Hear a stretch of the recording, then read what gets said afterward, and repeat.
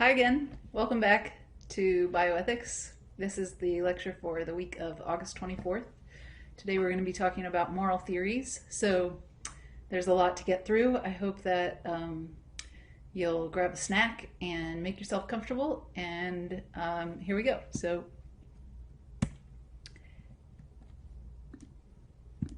this week we'll start with an introduction to moral theories. I'll be talking about what moral theories are, what they're trying to do.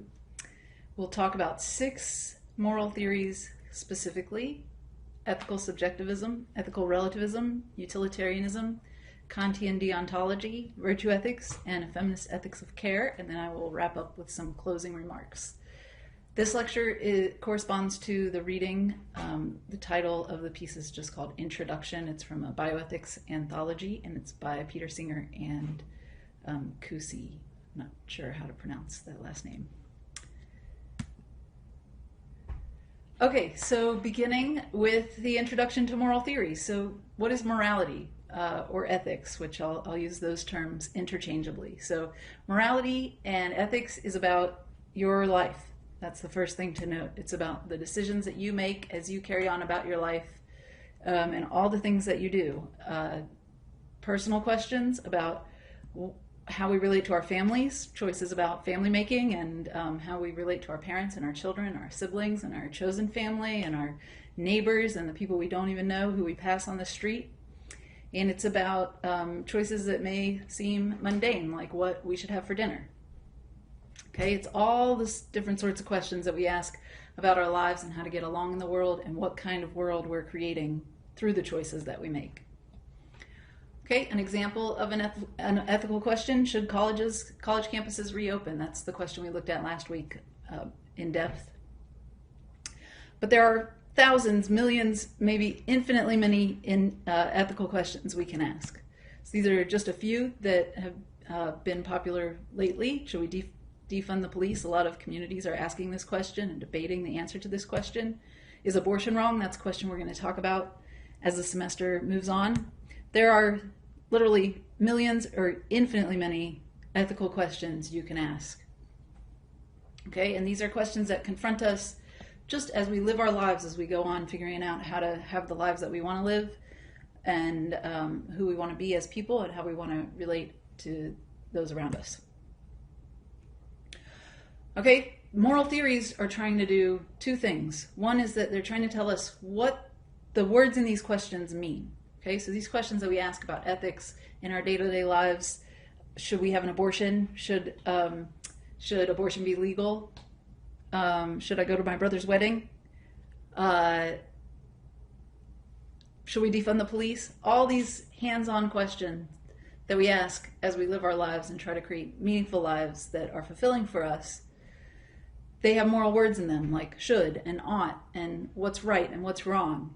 And one thing moral theories are trying to do is try to help us understand what those words mean, words like right and wrong. It's not just right and wrong, and a lot of ethical theories will say that our focus on the words right and wrong is a mistake. But it's those kinds of words, ethical terms, that we use when we formulate these questions, that moral theories are trying to help us understand what we're doing when we actually ask these questions. What do we mean by whether something's right or wrong? Okay, and they're also trying to tell us what makes it the case that something is right or wrong. What makes something the case morally? What facts do we have to find out before we can decide whether something is right or wrong? That's what moral theories are trying to tell us. Okay, the questions themselves, these questions that I put in this slide, those are applied ethical questions. They're hands-on, tangible questions that we ask about what we should do. Moral theories are asking a question about those kinds of questions. Okay, and the question is, what is it that we're looking for when we try to answer those questions? Okay, and a big organizing question that divides moral theories into 2 sides is their answer to this question: are there objective moral facts? And by objective here we mean, are there moral facts that are independent of what we actually believe about them? So is there some fact or standard out there that we could be wrong about when we form our moral beliefs? Some of the theories we'll look at today, ethical subjectivism and ethical relativism, say no, there are no independent facts, moral facts. We make what's true through what we believe to be true. On the other side of this question are the theories that say, yes, there are objective moral facts, and they give us some account of what those facts are. Okay, and that's utilitarianism, Kantian deontology, virtue ethics, and the feminist ethics of care. Okay, so as an overview to these 6 theories that we're going to be looking at more closely in this lecture, take a sentence like this: incest is wrong. Okay, that's a moral statement. It's making a moral claim about incest. And just as an overview, I'll show you how each of the theories, this is just a rough sketch, might interpret this statement. Now, that's not to say that each of the theories would agree with this statement. Some of them might interpret this statement and say that what it's asserting is actually false, that incest is not wrong. Okay, it depends on which moral theory is true, whether this statement turns out to be true. But what I'm going to give you now is a rundown of how each of the moral theories we're going to look at would understand this sentence in a rough sketch. So ethical subjectivism, the first moral theory, would interpret this as an expression of my own dislike. So I don't like incest. That's what incest is wrong means on this view. The ethical relativist would bring that back to our culture, to the culture that I'm a part of. And so saying incest is wrong is equivalent to saying something like, we don't like incest. We, members of the culture that I belong to, don't like incest.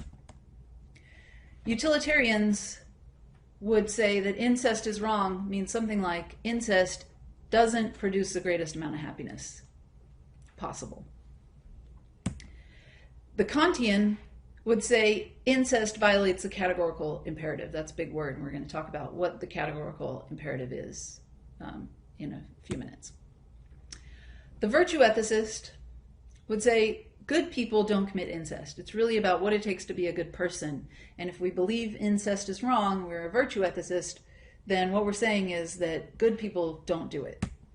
Okay? And finally, the feminist ethics of care would say that incest doesn't really fit within the context of the caring relationships that we're cultivating in our lives. So that's just a rundown to give you sort of a little bit of an idea of how each of these theories differ, the 6 theories we're going to be looking at in this lecture.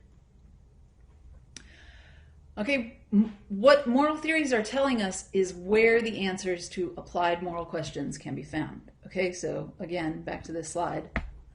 All these questions that we might have about morality and all the questions you have about your own life and your morality. So if we were in class together, we would expand on this list, and I would find out what you all are interested in thinking about morally. All of these questions are applied questions, and moral theories tell us what we have to know about these issues in order to determine the moral status of these questions. Okay, biomedical ethics, the topic of this class, is a branch of applied ethics. So ethics, we have moral theories, that's metaethics and normative ethics. Those branches of ethics are trying to tell us how we think about ethics, what our moral terms mean, whether there are moral facts or not. Applied ethics is actually addressing specific tangible ethical questions about whether abortion should be legal or doctors should be able to help their patients to die. And biomedical ethics is a branch of applied ethics. So you can look back at that long list of questions, applied ethical questions, and see which ones you think count as biomedical ethical questions. And I'll be using the term bioethics as a shorthand for biomedical ethics. And in the essay that corresponds to this lecture, they start out, the very first paragraph, they say, bioethics used to be used to indicate ethical issues that incorporate the entire biosphere, everything living on the planet. But now it's mostly used to talk about ethical questions that are related to the biological and medical sciences. Well, I think these things are related, and we'll be talking about this a lot in next week's lecture. But I'm partly interested in this class in how our own questions of health and well-being and biology and medicine are related to how we relate to the ecosystems around us, are related to our place in those ecosystems. Okay, so how we design our world, how we relate to the environment, how we contribute to climate change, these things we'll talk about specifically are affecting, for example, the pandemic that we have, COVID-19. And so we'll look at our role in the larger ecosystems that we are part of and see how those shape the bioethical questions that present themselves within the context of our lives. Okay, so I'm drawing these two definitions of bioethics together in this class. Okay, within ethics, the authors give us a few constraints on what's true within ethics, so what moral theories need to account for. The first thing that's true is that facts are important. So if we take a question like, should we defund the police? That's a moral question. It has the word should in it. That's a moral term. People are arguing about this question a lot in cities across the country. There are facts that we would need to know in order to answer this question, such as how much of the city's budget currently goes towards the police, and how do they use that budget? How does race impact policing? How does a police presence make people feel? How does it affect people's safety? How does it affect crime rates? Does it harm or benefit people overall? And more specifically, who does it harm or benefit? What are alternatives to policing that could keep us safe? What are the effects of defunding police in other cities where they've been doing that? Okay, those are examples of factual questions that are related to our discussion of the question of whether we should defund the police. Okay, so facts matter. In addition, there has to be room for disagreement in ethics. Okay, it seems like if we say, should we defund the police? And I say no, and you say yes, it seems like we are actually disagreeing. That we're not just talking past each other or shouting out emotional phrases, that we're actually disagreeing about something substantive. And so the authors present that as a constraint on moral theories, as something that we have to account for that's happening within ethical discussions that moral theories must be able to accommodate. And finally, it seems like there has to be room within moral theories for, within ethics, for reasoning and argument. So a moral theory would have to allow that reasoning and argument are important within ethics. Okay, so if you think, in the book, the authors say, if you think that it's always wrong to take a human life and abortion is not wrong, then, and you also think that abortion takes a human life, then your beliefs are inconsistent. And at least consistency has to be a constraint on your moral views. Okay, not all of those things can be correct. Okay, and arguments, which we spent the last lecture discussing, are important in ethics as well. So it's not just a matter of opinion and you don't need reasons for supporting the views that you have. Instead, we actually often try to offer up the reasons that we have for believing the ethical beliefs that we have. And we try to discuss them with other people and present them as arguments and hear other people's reasons for holding their beliefs. And then if we're open-minded and open to hearing other sides of arguments, and sometimes we change our minds about which beliefs we held. Okay, and it seems like that's all appropriate to do within ethics. Okay, so that's my introduction to moral theories. So now moving on to ethical subjectivism, the first moral theory that we're going to look at. So according to ethical subjectivism, ethics is a matter of personal taste. Okay, believing something is true morally makes it true. Okay, so if you have a moral belief, it's always going to be correct according to ethical subjectivism, because what makes it correct is the fact that you believe it. So if we take a question like, should doctors be allowed to help their patients die? If you believe the answer to this question is yes, then you're correct, according to ethical subjectivism. And if I believe that the answer to this question is no, then according to ethical subjectivism, I'm also correct. We're both correct about whatever we believe ethically according to ethical subjectivism. Okay, this might not seem very convincing because on this view, ethical subjectivism turns ethical disagreement into something like the disagreement presented here. If I asked you, is mango ice cream better than peanut butter ice cream? And you think, yes, mango ice cream is better than peanut butter, and I think, no, mango ice cream is not better than peanut butter. Peanut butter is far superior to mango ice cream.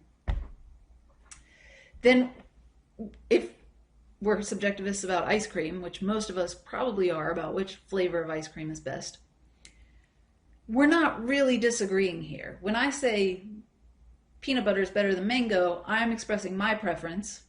And when you say mango is better than peanut butter, you're expressing your preference. And it's not as if we could bring out our reasons and try to convince people. You like what you like. Okay, facts are not relevant in the same way that they seem to be in the ethical case. Okay, now when we disagree in this way about whether doctors should be allowed to help their patients to die, like we said in a previous slide, it seems like there's a real disagreement here. Like we both can't be right the way we might both be right about the ice cream. Okay, so this is raised as an objection to ethical subjectivism. The fact that there's not really room for disagreement because everyone's moral beliefs are correct on this view. Whatever you believe is true, ethically, according to this view. So I'll be correct in all of my ethical views, and you'll be correct in all of your ethical views. Even if there seems to be a disagreement between us, there's not really a disagreement because we're both correct. Okay, and in the same, related to the same subject, incorrect moral views are impossible because believing something makes it correct. So if you have a moral belief, it's automatically correct. You cannot be mistaken in what you believe morally, no matter how horrendous it is. Okay, and here the facts aren't really relevant in the way that they are that I talked about them being relevant before, the way that and argued that a moral theory needs to allow for that, allow for those questions about defunding the police that we looked at, about city budgets and the effects of defunding and the impact of policing on different communities and the harms that police cause versus the benefits that they cause. All of those factual questions seem relevant to the question of whether we should defund the police. But if ethical subjectivism is right, then all of my moral beliefs are just statements of preference, of what I like and dislike morally.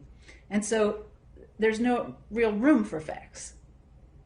Okay, it's not as if my belief can be wrong, so it's not as if attuning to the facts can help me change my beliefs because my beliefs are already correct. Okay, so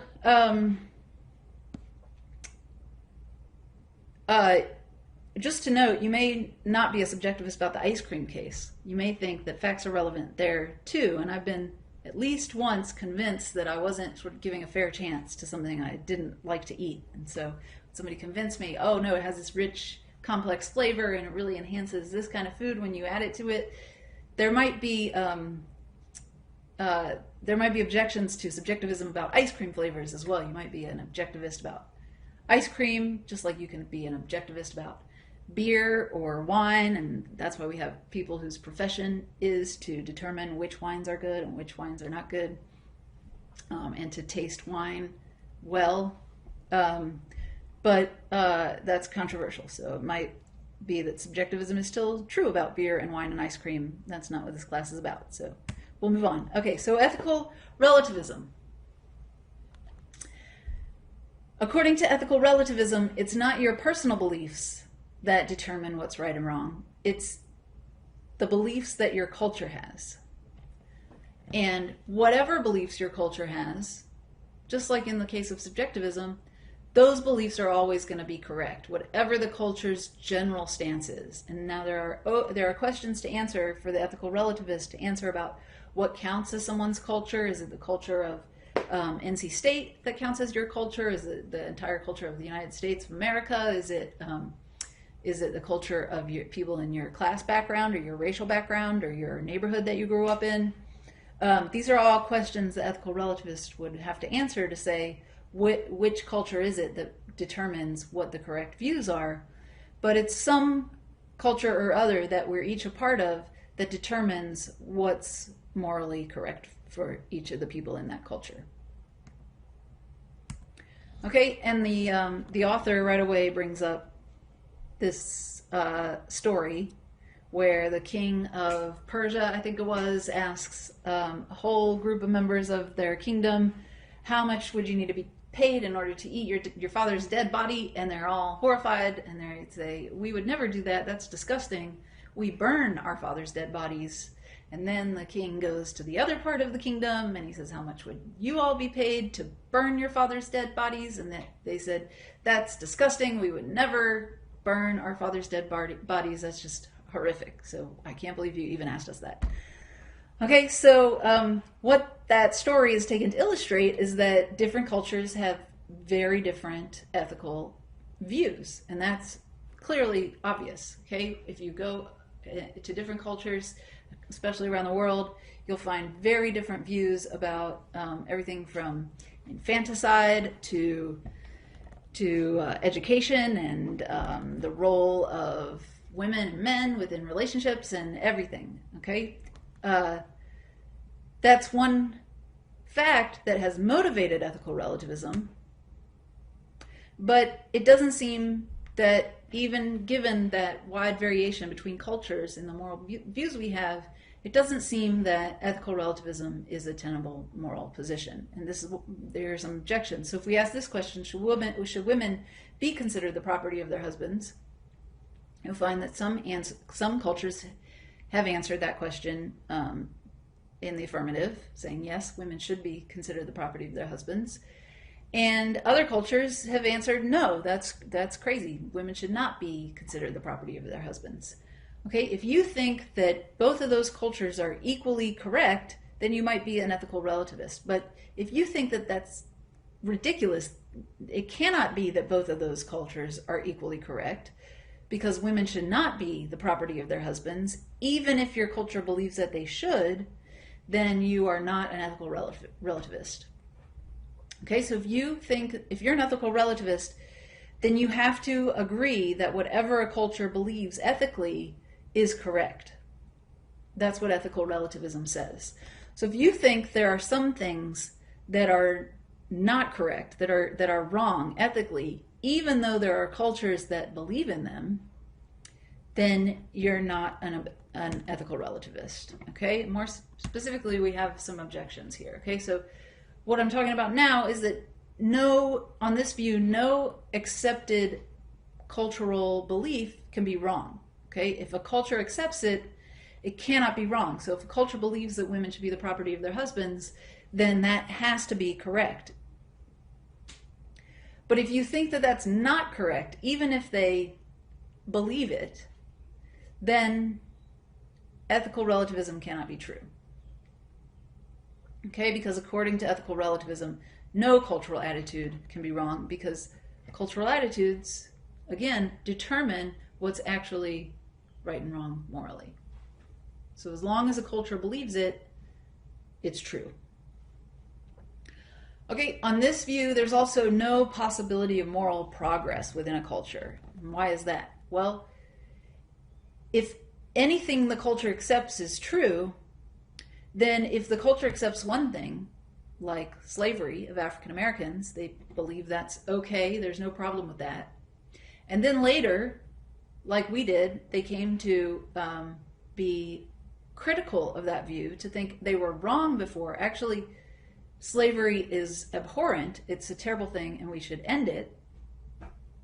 According to cultural relativism, you cannot count that as progress, because in both instances, both when we had the view that slavery was acceptable and now that we believe that slavery is unacceptable, both views were equally correct. And that's why there cannot be moral progress according to cultural relativism, to ethical relativism, also sometimes called cultural relativism. Okay, it's because any accepted cultural ethical belief is correct. So our previous beliefs were correct and our current beliefs are correct, and so there cannot be a sense in which we made progress by coming to the correct belief and abandoning the incorrect belief. That's the wrong view of what happened according to ethical relativism. What happened is we had one correct belief and then we changed it to an equally correct different belief. Okay, and there's no possibility of cross-cultural disagreement on this view, for the same reason that with the ethical subjectivists, you cannot disagree between individuals. So here we cannot disagree between cultures because whatever any culture believes is correct. So if my culture believes women should not be the property of their husbands, and you come from a culture that believes women should be the property of their husbands, we're not really disagreeing. What we're saying is that we believe that women shouldn't be the property of their husbands, and you're saying we believe that women should be the property of their husbands, and we're both correct because those are the views that we have. So we're just sort of stating or asserting our preferences, what our cultures accept and don't accept, and we're not really disagreeing about the morality of husbands owning their wives. Okay, so again, we're talking about 6 moral theories today, and this is one question that divides them. We have the two that we've just talked about, ethical subjectivism and ethical relativism, who believe that there are no objective moral facts, no facts that are objective in the sense of being independent of what we think. So now you can see why the ethical subjectivist and the relativist both believe that there are no objective moral facts because they tie moral facts directly to our beliefs. Ethical subjectivists tie them to the beliefs of each individual, whatever each individual thinks is correct, and the relativist ties them to the beliefs of the culture. Okay, now we're going to leave behind us those views that deny that there are objective moral facts, and we're going to look at 4 different moral theories that hold that there are, in fact, objective moral facts. There are truths about morality that are independent of what each person believes about morality.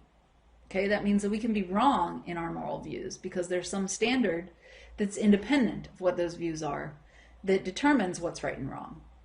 And each of these theories is going to give us a different interpretation of what those standards are.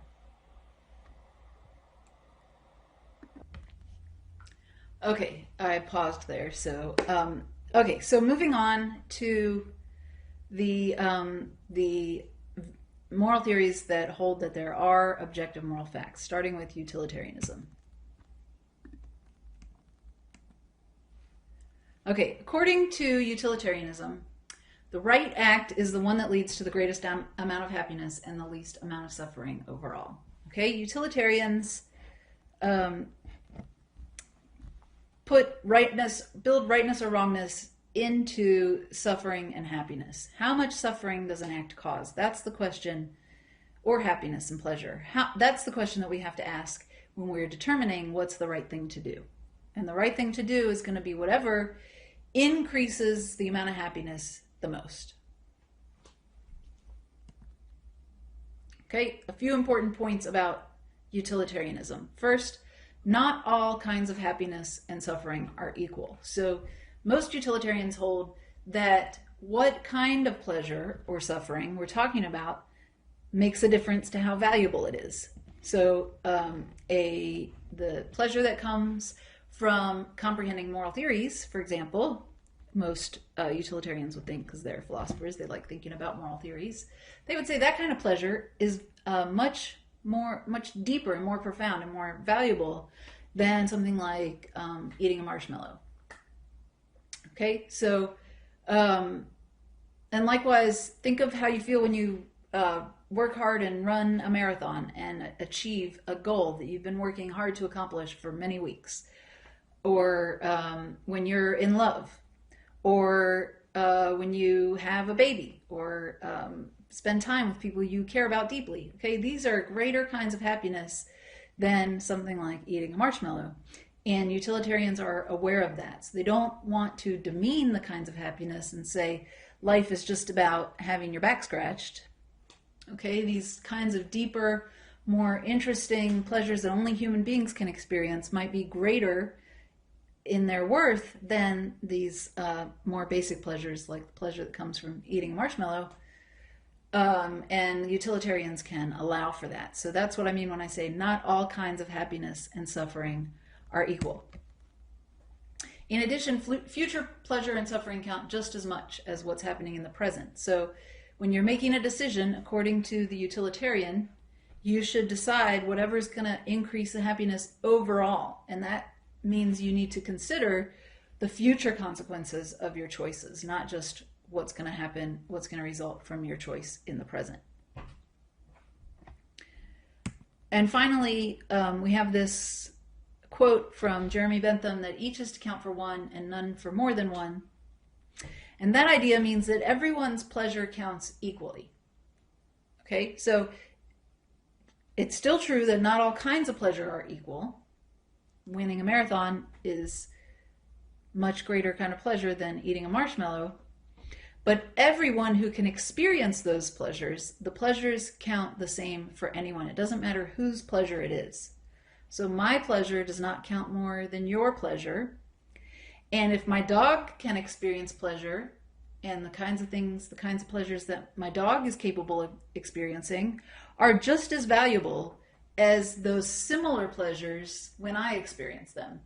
Who's having the experience does not make a difference to how valuable it is. The question is about the intrinsic features of that experience of pleasure or suffering, happiness and suffering. What's it like to experience that? And if it's exactly the same internally, if it feels the same for me to have my back scratched and for my dog to have his back scratched, then those pleasures are equally valuable.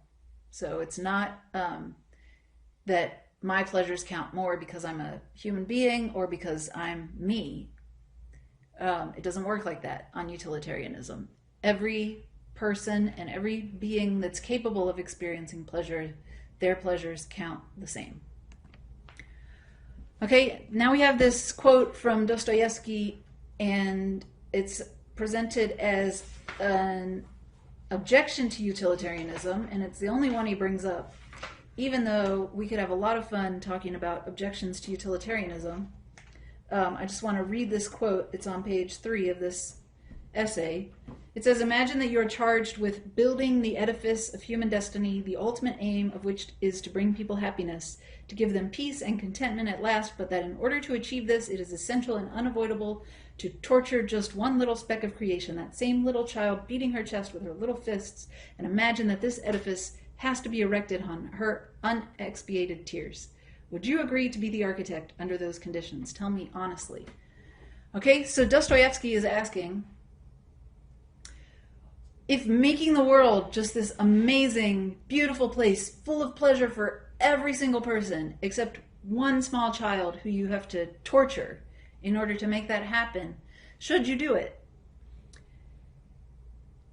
Or would you do it in this case? But if the utilitarian is asked, should you do that? Should you be the architect in that case? It seems like they have to say, yes, you should be the architect in that case, because you would increase pleasure overall for the vast majority of people, leading to a far greater outcome than if you didn't do that. Okay, now Singer and Kusi take on this objection and they say, well, let's think about it for a minute. Yes, you're going to have to torture one small child, and that's terrible. But think of how many children are currently being tortured and living in misery and facing food insecurity and all other kinds of misery.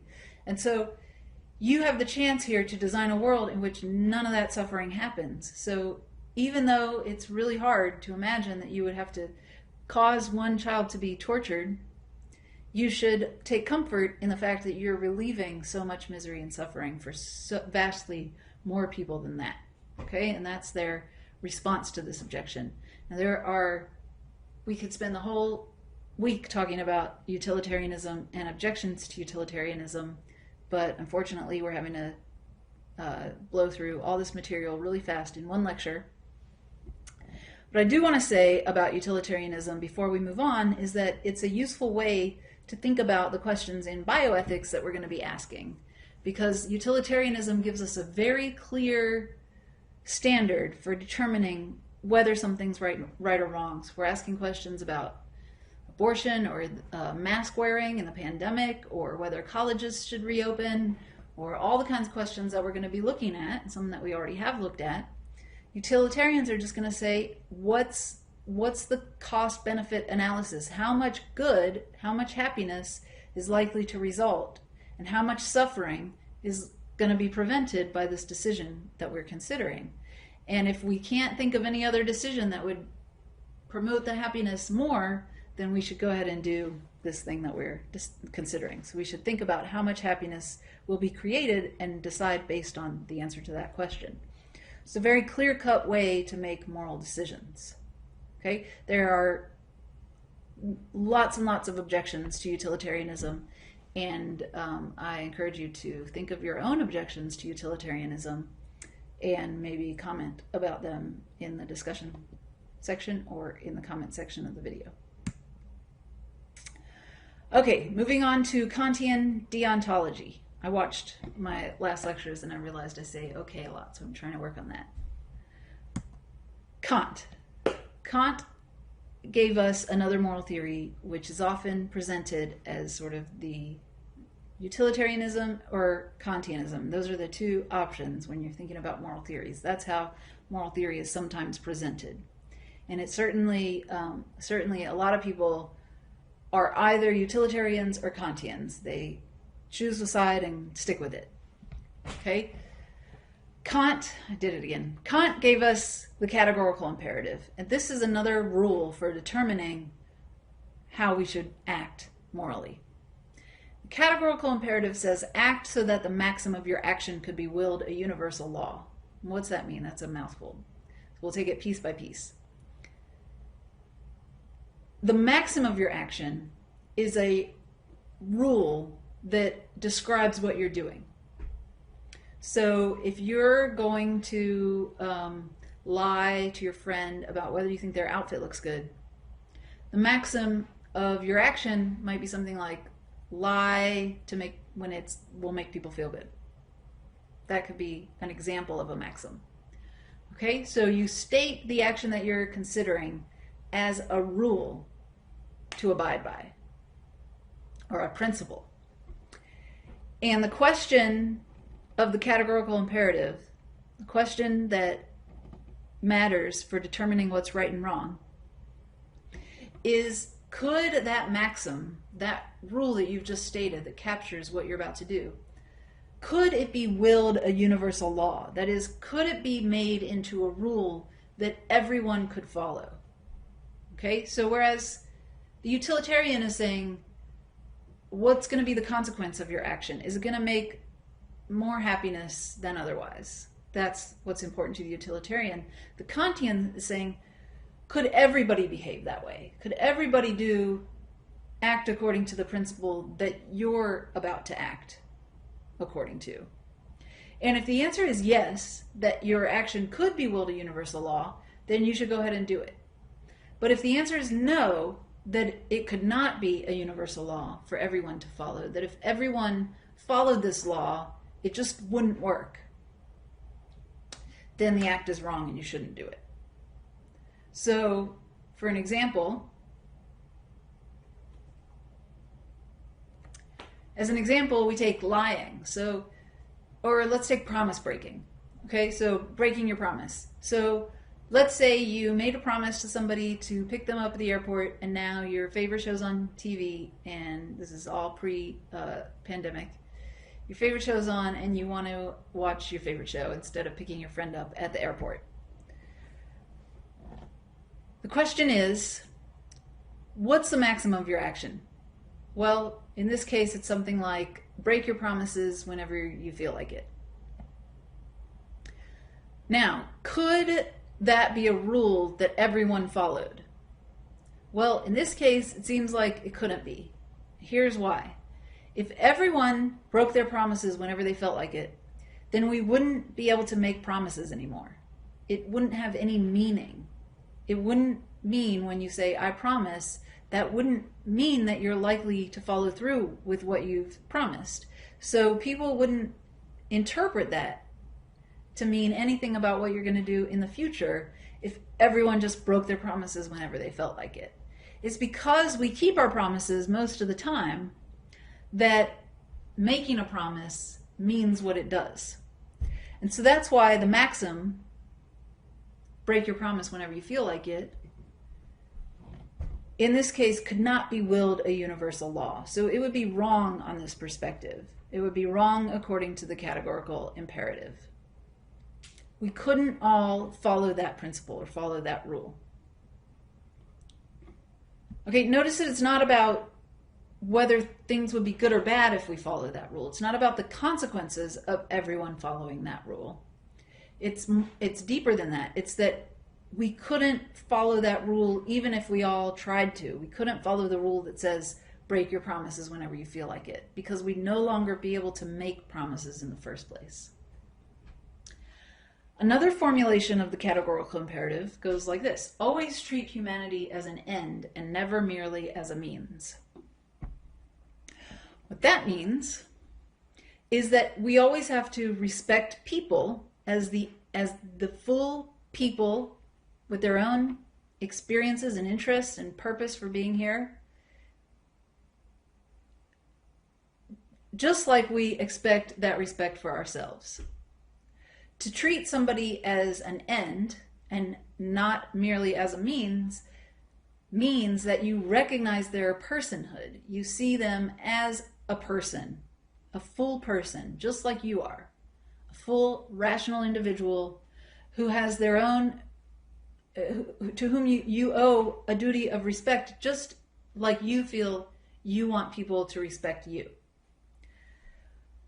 To treat someone as a means that you just are using them for what they can get you. So you might be treating your doctor as a means because your doctor can help you get better.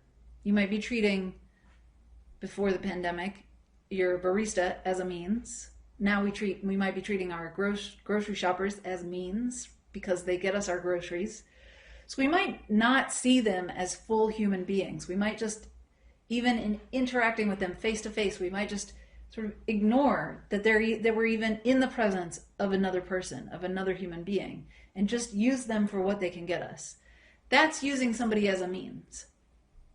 This word merely in the sentence is important because Kant thinks it's okay to use people as a means, to use people for what they can get us, only if at the same time we also are recognizing and respecting their full humanity, their personhood.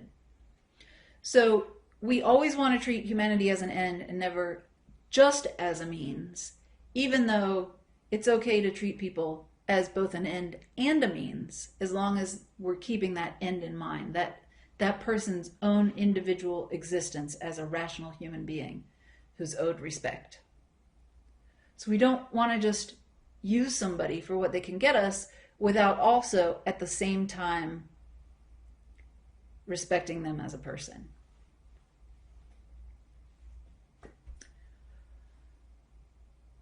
This is complicated. And Kantian deontology is giving us an alternative way to decide moral issues besides utilitarianism, besides just thinking about happiness and consequences and how much suffering something will promote or eliminate. It's another way to think about morality. And part of what's characteristic of deontology and this view is that certain things are always going to be wrong. So the example of from Dostoevsky, the child we had to torture in order to create this utopian world, that would be wrong on Kant's view because we were treating that child as a means. We're not respecting that child's own existence as a person, though children are a different category than adult rational humans for Kant. So maybe I'm twisting things a little bit, but the point is that some things are always wrong according to Kant. It doesn't matter what kind of consequences would come from doing them. That's not important to deciding whether they're right or wrong. What's important is understanding that some things just do not pass the categorical imperative test. And so they are always wrong no matter what the outcome is. Lying for Kant is one of those things. So Kant thought that lying is not a maxim that could be willed a universal law. It's not a principle that everyone could act according to. And it's also a way that you fail to treat another human being as an end. If you lie to someone, you're not respecting them as a full person. So Kant thought that lying was always wrong, even if, and this is often taken as an objection to Kant, even if, say, somebody comes to your house, and they want to hide in your basement because somebody's following them and wants to kill them. They come into your house and they ask you to protect them and save them and hide them in your house, and then they go into your basement, and then there comes their killer with an axe at your door, and you open up the door and they say, "Have you seen so-and-so who's actually in your basement?" And Kant thinks you have to tell the truth, even in that case, because lying is always wrong. It's not about the consequences. It's about this categorical imperative. And here, with the axe, is another human being who deserves respect just like any other human being. So you have an obligation, a duty, to be honest with them and to tell them that this person is actually hiding in your basement. Okay, so you might think that's a little extreme. Most people do.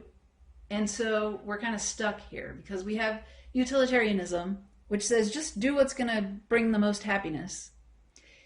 Even if you have to torture one little child, it'll be worth it for all the suffering that you'll end and the happiness that you'll bring.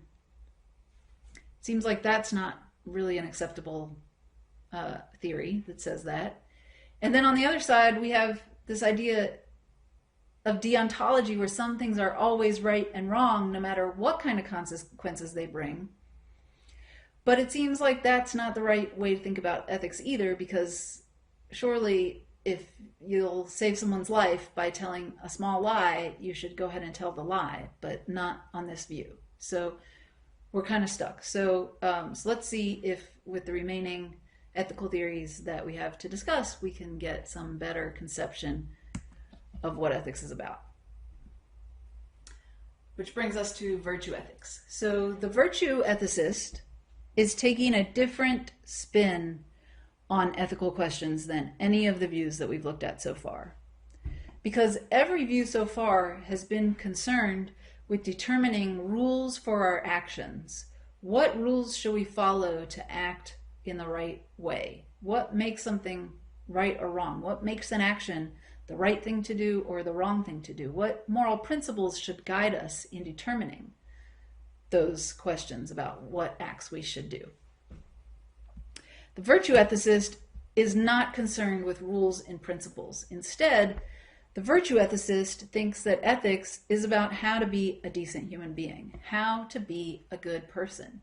What does it take to be virtuous? That's the central guiding question that ethical theories should seek to address, according to the virtue ethicist. It's not about right and wrong actions. We've got our focus in the wrong place, according to this view. Virtue ethics is about being a good person. It's about developing virtues, which are character traits, habits, positive ways of behaving, positive sort of attributes that we develop as we grow, that we practice, we put into practice. It's not about each decision trying to decide, determine, add up all the pleasure and the consequences, the pleasure and the harms, or trying to determine what this act is whether this act is gonna pass the categorical imperative test or not. Ethics doesn't work like that, according to the virtue ethicist. Instead, it's about practicing being a decent human being. And that's something that we get wrong some of the time, and we learn from those mistakes, and we try to make ourselves better. Virtues can include things like honesty, humility, bravery, friendship. The list goes on and on and on. You can think for yourself, what you think it takes to be a good person. What are the things that you value in another human being? One way to think about this is to think about who your role models are. What are the traits that your role models embody? What does it take to be a good person in the sense of being a person that you would look up to? Okay, there are lots of lists of virtues. There are lots of virtues, and just because something's on my list of virtues doesn't mean that it's necessarily on your list of virtues or on this list that I found when I Googled list of virtues. So notice a virtue ethicists are not giving us a single rule to help us make good choices. It's messier than that. Ethics is complicated, and it's about how we develop ourselves over time. Okay, it takes practice, like I said, and it takes a solid upbringing. So according to the virtue ethicist, we learn virtues through moral education, through being exposed to role models, people who possess these virtues, and being taught how to behave, how to exercise human decency. And the reason that virtues are important is because they are what lead us to have the most fulfilling life that we can have. Okay? It's partly being happy, and sometimes this word eudaimonia is translated happiness. This is not the kind of happiness that the utilitarians had in mind. This is a state of your whole life, eudaimonia. It's what your life can achieve when you practice these virtues. And that is a state of flourishing, a state of fulfilling your purpose as a human being. That's what virtue ethicists think that the virtues are about. They're about allowing us to really become all that we can be, like a flower.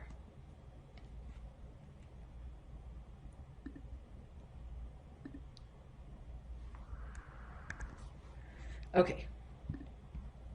I said I wouldn't say okay so much, so I'm still working on that. Maybe I should get some kind of buzzer.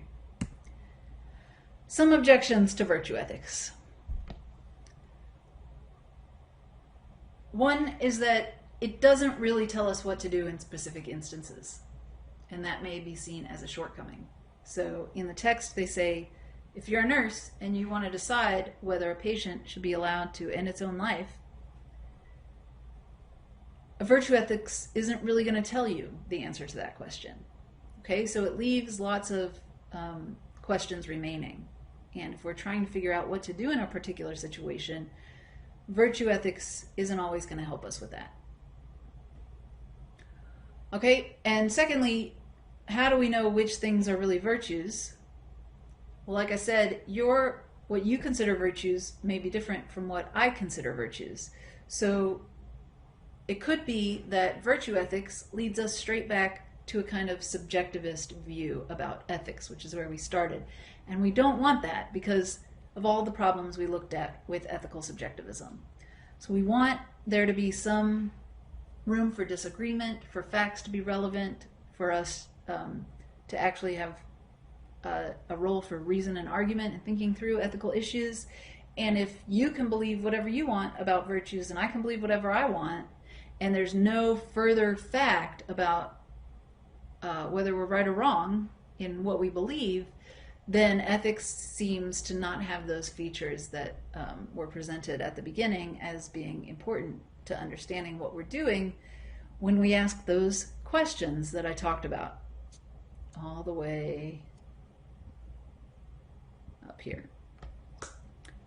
So remember, all of these theories are coming back to these kinds of questions that we ask. How do we answer them? Are there answers to these questions in the first place?